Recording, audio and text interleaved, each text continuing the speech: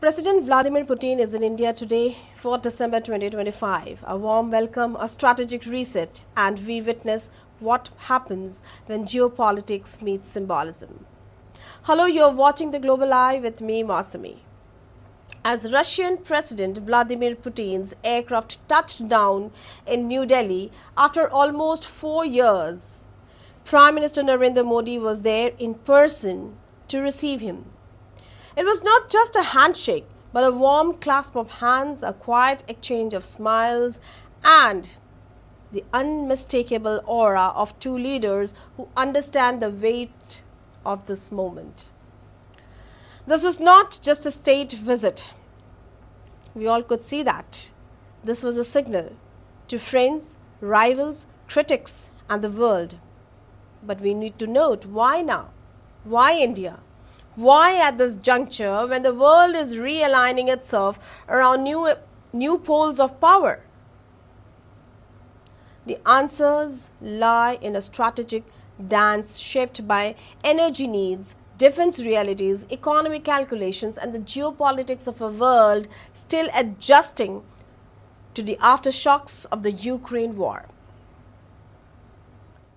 Today, Putin-Modi summit is more than diplomatic choreography. It is the reopening of a chapter paused, not closed by global turbulence. The warmth of the welcome, what it actually meant. A personal airport welcome from an Indian Prime Minister is rare, reserved only for leaders with whom India shares special strategic weight. For Prime Minister Narendra Modi to greet Putin at the tarmac sent a crystal clear message.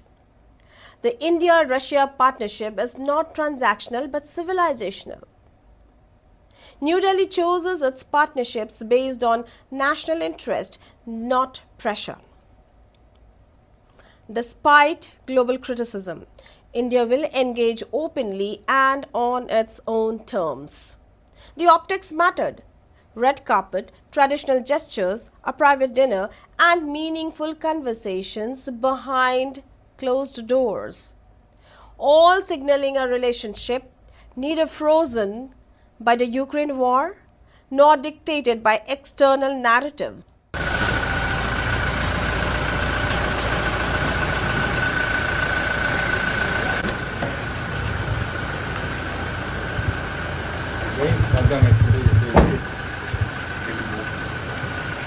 Why this visit matters.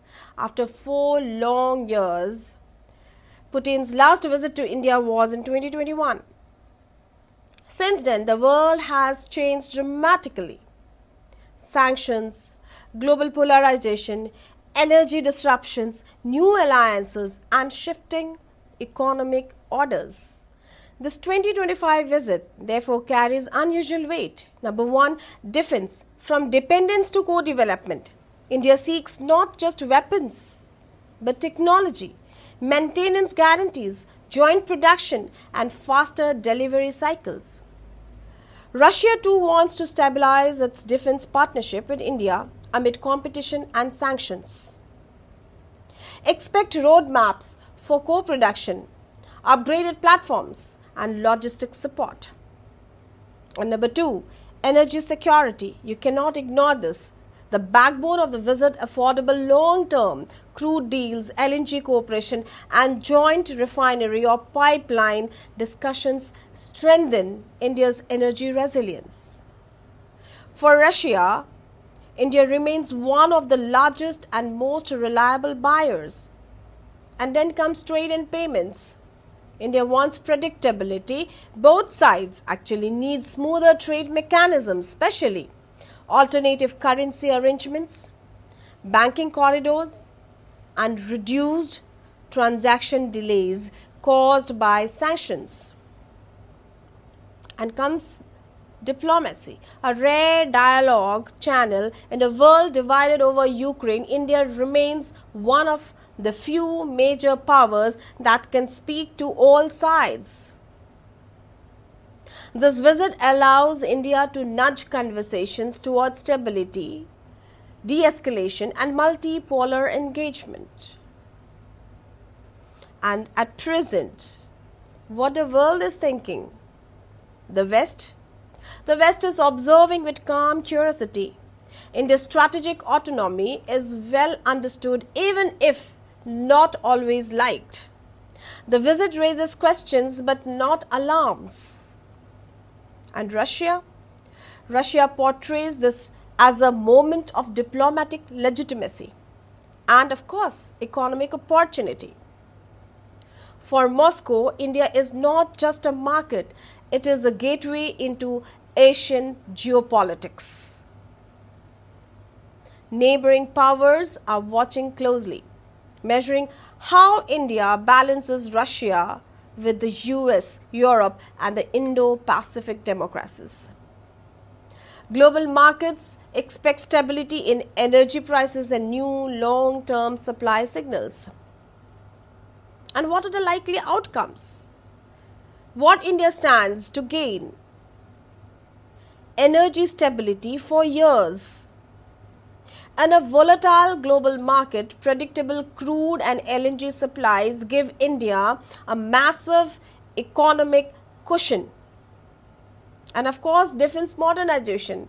Without dependency, India's strategy is clear.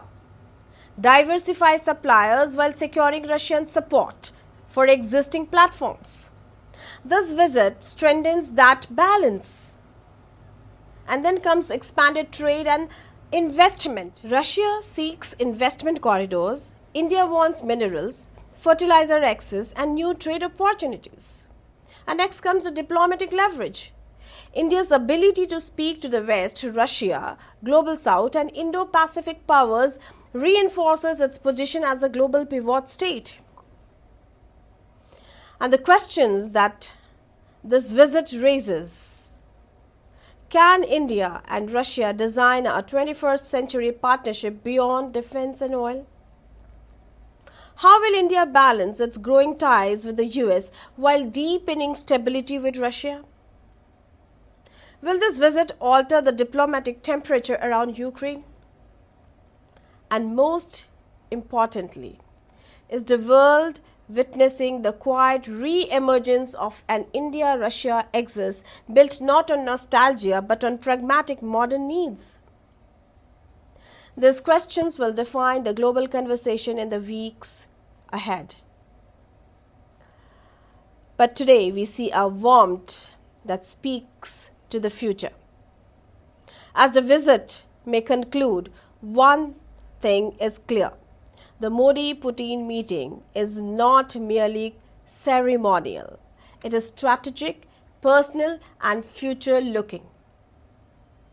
India, of course, projected confidence. Russia projected commitment. And together, they have sent a message that in a world of fluid alliances, some partnerships endure, evolve, and adapt rather than fade. Perhaps the true significance of this visit lies not in the agreements signed, but in the atmosphere created, one of trust, openness, and sovereign decision making. And so, the final questions linger. Will this visit redefine India-Russia ties for the next decade? Will it give India the leverage it needs in a rapidly shifting world? And are we witnessing the early blueprint of a more multipolar future? One where India stands firmly at the center? History will answer. But for now, the warmth of the welcome and the depth of the dialogue have already made this visit one of the most consequential diplomatic moments of 2025. For more updates and insights, keep watching The Global Eye.